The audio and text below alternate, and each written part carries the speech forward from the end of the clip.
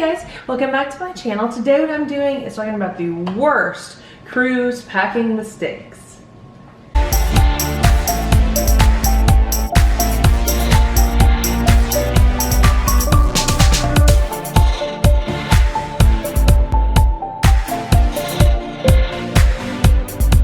We love going on a cruise. We try to go on a cruise like once a year. It's such a good vacation, and everyone worries about what to pack because once you go on the boat, you're like, oh, I can't necessarily buy anything else. No worries.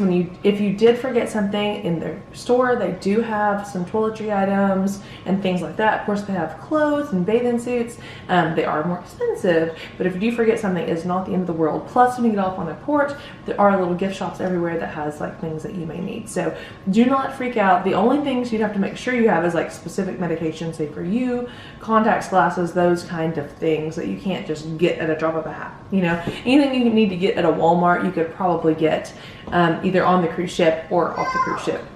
But I have 6 worst cruise packing mistakes that you may make. Okay, these are not in any order. Is number 1, packing clothes that easily wrinkle. Okay, so I don't know about you, but I typically take a garment bag and then we take a regular suitcase. And I want to pack dresses and outfits for our night at the evenings.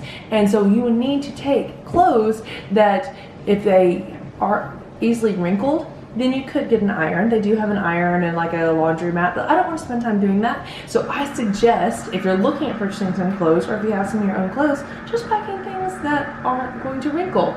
Especially being a girl, we could pick different kinds of dresses that don't wrinkle. Now, I know some of your evening gown, if you want to do an evening gown, then that would be in the garment bag. That may wrinkle, but hopefully it's not like an every night thing. Maybe just one night of your cruise.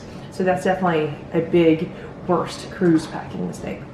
Another one is forgetting your toiletries. Try not to forget them because then if you have to buy them, they're like triple the price that they normally would be. So just make sure you make a big list before you go on what you need to pack and just make a little mark next to it or highlight it as you pack it. I know that takes a little bit extra time, but that way you don't forget any of your toiletries. And I do make a list the week before, and then that way over the week you can be like, oh wait, I need this as well. And that way you don't forget anything. Next is packing too much. Many people pack way too much and never even wear half of what they take. So my suggestion is bring something for every night to wear, but during the day you're going to be in your bathing suit or something like that, so you don't necessarily need to have a separate t-shirt and shorts, bathing suit, evening dress, and pajamas for every single day of your cruise. That's just too much. So you don't need as much as you think you will need. Also, if you have little kids, don't bring lots of toys. They have the kids area, and so they have plenty of stuff for them to do.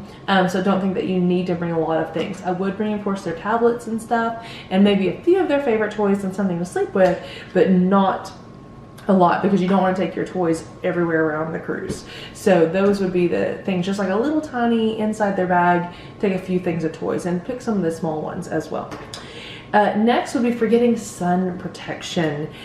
You need to have sunscreen especially if you're going in like the Caribbean. Now, if you're going to Alaska or something, you still need sun protection, but not as much. So I definitely recommend buying it again ahead of time. If you have to wait until you get on the cruise to purchase that, that's going to be so expensive. And I definitely recommend the spray. I know a lot of people don't like the spray, but it is just so much quicker just to spray it all over and then you are good. Especially if you have kids and they don't want to be rubbed all over the place, just spray it and go.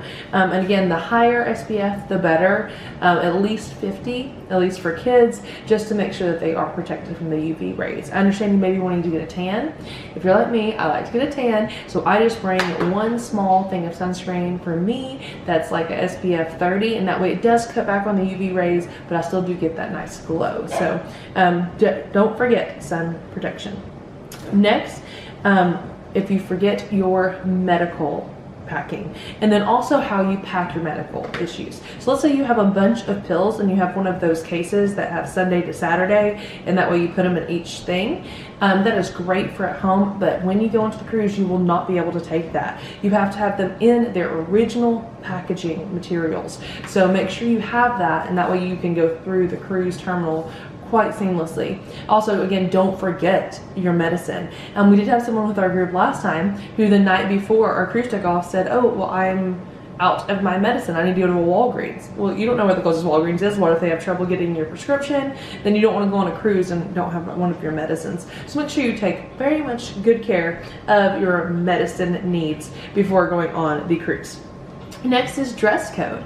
A packing mistake is not bringing something for dress code. So now if you're going to go to one of the nice sit-down restaurants that are separate purchase price, you do need to go into dress code. And also on formal nights, there's 2 formal nights on a 7-day cruise. If there's just like a 3 or 4 night cruise, that you have 1 formal night.